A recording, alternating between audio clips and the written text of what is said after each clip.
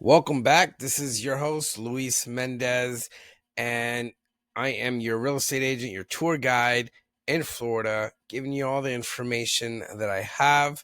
But today I'm going to be talking about 50-year mortgages. Are they really going to go through with it? I'm not sure, but if they do, is it for you? So I'm going to be talking about the pros and cons. There is a pro to it, and I know there's a lots of cons, but there is a pro, and that pro will be for a certain set of people.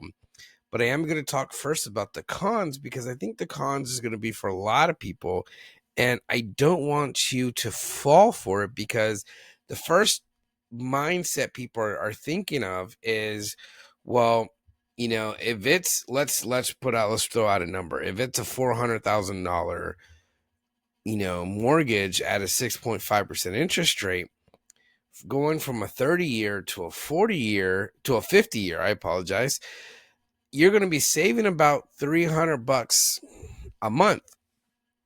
But is it really helping you? Is there a big savings on that? And because when you're looking to purchase a house, like, wow, the payments are going to be very, very low. Let's see if it's really good for you. Because the very first con is, remember, for a 50-year mortgage, you're not going to have any equity for at least the first 2 decades.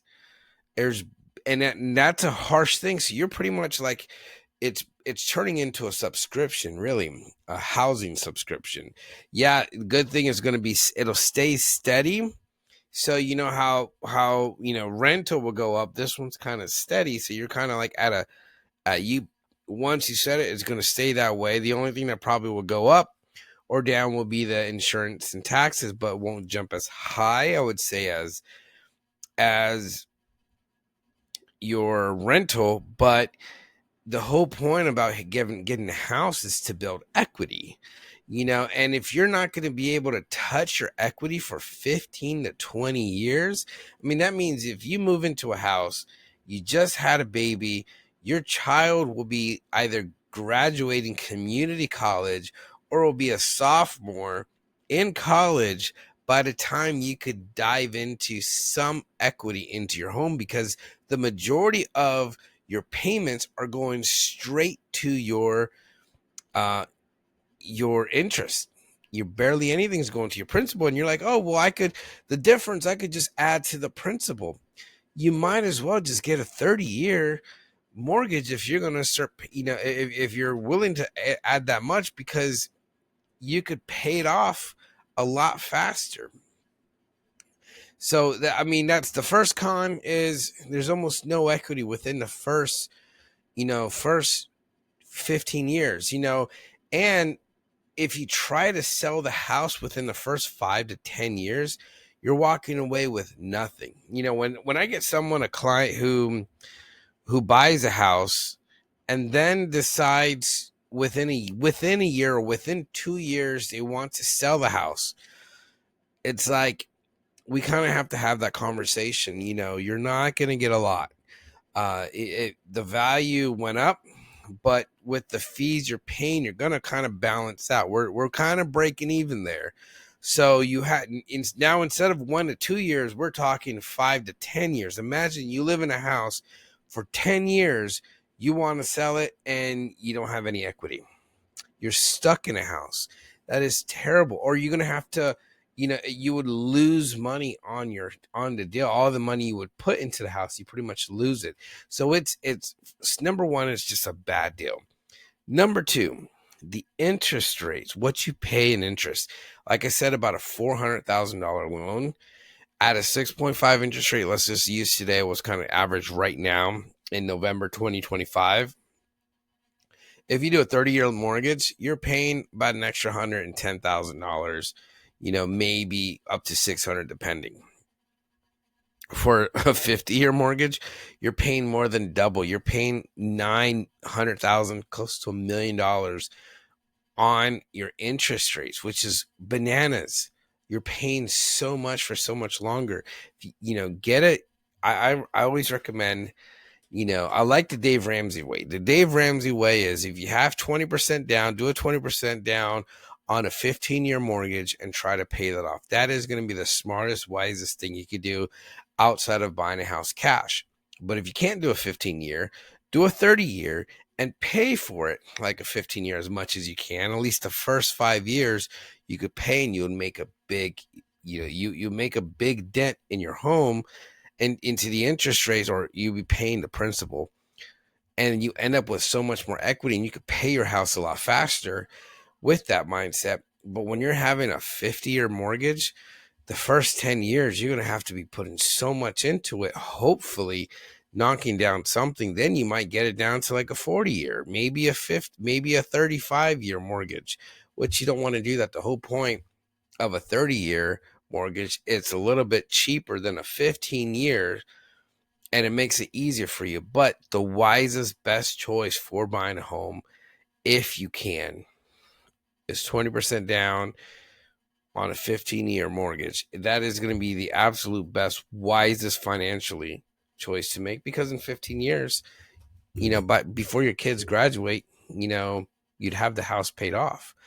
But if that's a little bit too hard, then do a 30-year and pay for it like if it's a 15. And that'd be the smartest thing to do.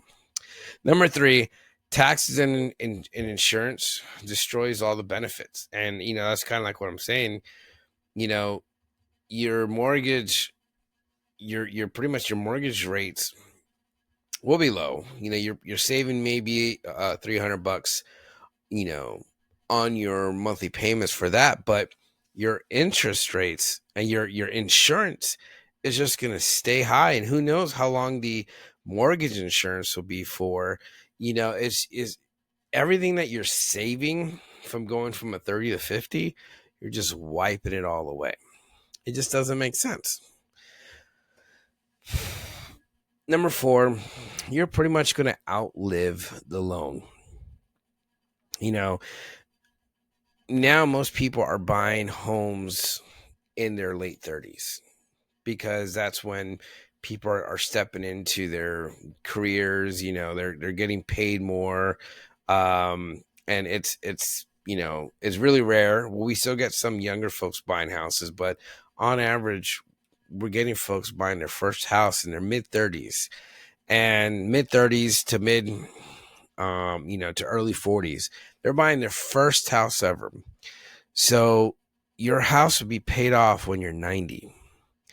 Hopefully your Social Security will pay out, will continue to pay for your mortgage. If not, you'd have to work or have the kids move in.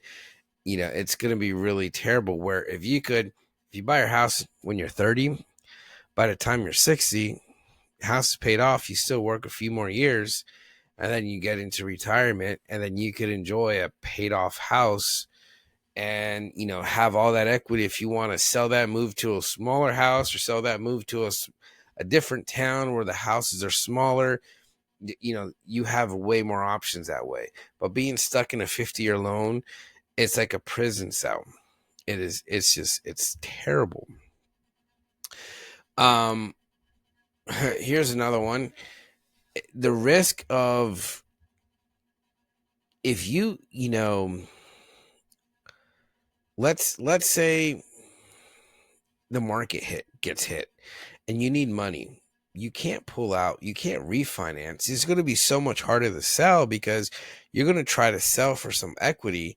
You may have to do a short sell, and it's going to be harder to refinance the property, harder to do upgrades, because some people do refinance to do upgrades on the house.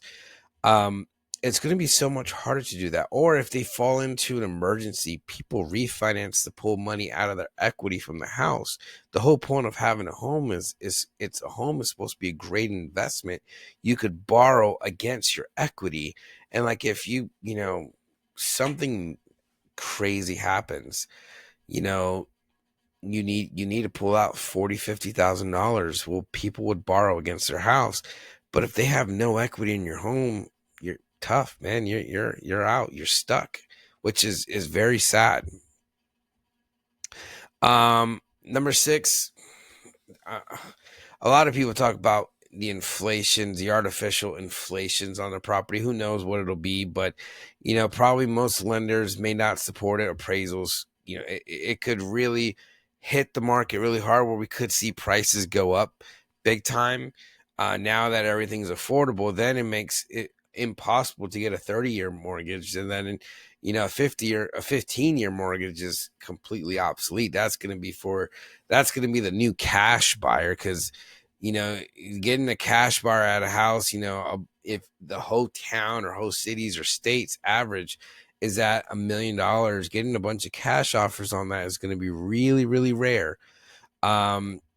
So it could drive the cost of all the homes up, which is going to be pretty bad for people trying to buy a house, but it's going to be bad for a lot of folks, even if they're trying to sell, because it's still not going to affect your house unless it jumps up really high. Number 7 will be, it creates a lifetime of debt mindset. And kind of like what we talked about earlier, you're going to die with this mortgage, and your kids will have to, take over the payment. It's almost like you're living in a subscription. I hate how all the new cars, if you want to use a special feature in the new car that you bought, it comes with a subscription. And thank God there's no houses like that right now that I know of, unless it's a HOA. I consider HOAs a type of subscription in a sense. But, you have like some cars, if you want the warming, the seat warmers, or if you want a thing where you could warm up the car far away, satellite, you just, or want to cool down the car, do something with your car. You just press a button on your phone, and then it adds up. Well, that's $20 a month I know for Toyotas, they do that. I saw something, I'm not sure if it's with Tesla or for another company, where they have a set horsepower, and then if you want the higher horsepower, you have to pay an extra subscription towards that, which I think is kind of crazy. Well, a 50-year mortgage, you're just constantly paying. If it's $2,500 a month, you're paying $2,500 a month for 50 years. That's crazy. That's going to be a lot, and it's something you're just never, you're never going to be able to pay off. Your kids are going to have to move in with you, with their family, and hopefully, by the third generation, they could, see some wealth if they're all going to be staying with you. Number 8, refinancing. I kind of talked a little bit about this, but refinancing is going to be not just pointless, it's going to be impossible, unless you're towards the end of it, or if you put a humongous down payment into it, or if the prices somehow jumped. I know prices will go up, but if prices will have to go up astronomical, and you have to buy ahead of time for this to make sense. Other than that, there is no refinancing. So even if the rates, if it went down 1 or 2 points, it's still not going to make a huge difference because of how far it's spread out. Now, if it went from 50 to 30, or if you did a 30-year at a 30-year, I know when COVID happened, my brother, he had a 5.5. I think it was like a 5.5 or 5.25, and then he got refinanced to a 2.25, and he ended up saving like $600 a month. It was like $400 or $600 a month he was saving monthly from dropping that rate, and this is within a 20-year thing. And then so what he's doing is he's what he's saving, he's just paying extra, and he's almost it's been 6 years, and he's like halfway with almost paying off his house, which is a really smart thing to do. But if you're trying to deal with a 50-year, it really holds you hostage. Number 9 is inflation isn't guaranteed to save you. A lot of people think inflation will make my payment feel cheaper. later. That only works if income rises also. So if, for example, if all the houses, goes up in value, like all the houses in your area, if you bought a house for 250 and then now all of a sudden 20 years later all those houses are $500,000, but if your income hasn't matched that $500,000 price buying power, it's not going to make a difference. If it does, but we haven't really seen that happen so much. But if it does, then yeah, I guess it could help you. But if it doesn't, you're not. But here's the pros. The pros will be if you're an investor. If you're an investor, I think this will be a great opportunity for you to purchase a house for cash flow. And here's what I mean. So if let's look at that 40-year, the $400,000 payment at 6.5% interest rate on a 30-year, you're looking at about $2,500 a month, and this is if we put like 20% down or whatnot. At a 50-year, you're looking at $2,227 monthly. So it's about a $300 difference on that. So if you're focusing on cash flow, and if you're doing a $400,000, house, usually the rental's about 1%, 1%, give or take a few $100. So worst case scenario, $3,800 a month. Best case scenario, $4,400, So let's say it's right within that price point. Well, you're making that extra, instead of making $1,500 extra per month, you'll be making, $1,800 extra, per month. So, or it'll be what you'll be netting, I guess you would say, will be $1,800 versus $1,500. So it's more money going to be coming towards you, which would make sense if you use a 50-year mortgage. And I've seen some investors, and this happened like in the past, they had a 40-year mortgage, and I had one guy. It was really cool. It was my first listing. He had a few properties that were on a 40-year mortgage, and he used it to that advantage where he had investment properties, and it was cheaper, but it created cash flow. Now, when it came time to sell, he didn't make that much profit from when he purchased it to when he sold it, but the cash flow he generated was very good for the property.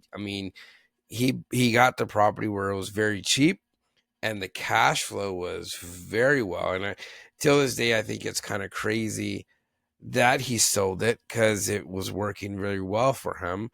In fact, the rental when he sold it was, I think, about $800, where now today that same place is about $2,200 a month on average. So if you would have kept it, it would have been even better for him. So that's how cheap, when he bought it, that's how cheap it was. And I can't believe I didn't think about buying it from him. But so the cons, it's going to be bad for everyday buyer. Don't do it. If you can't get a 30-year mortgage, just wait or move to an area that the houses are a little bit cheaper. If you're an investor and you're okay with, if your focus is cash flow, not so much equity in the property, then yeah, use the 50-year mortgage. That's going to be beneficial to you. Thank you for watching.